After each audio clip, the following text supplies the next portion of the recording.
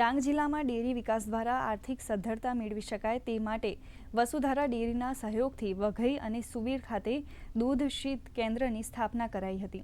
આ શીત કેન્દ્ર થકી આજુબાજુના ગામોમાં દૂધ મંડળીઓની રચના કરાઈ હતી।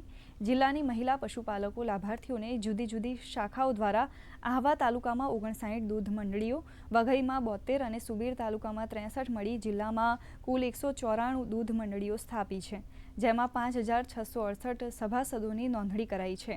આ સભાસદ મહિલાઓની મહેનતને પરિણામે વર્ષ 2024-25 દરમિયાન કુલ 2 કરોડ 18 લાખથી વધુ લીટર ગાયનું દૂધ અને 2,10,000થી વધુ લીટર ભેંસનું દૂધ મળી રૂપિયા 8 કરોડ 69 લાખથી વધુની આવક મળી છે।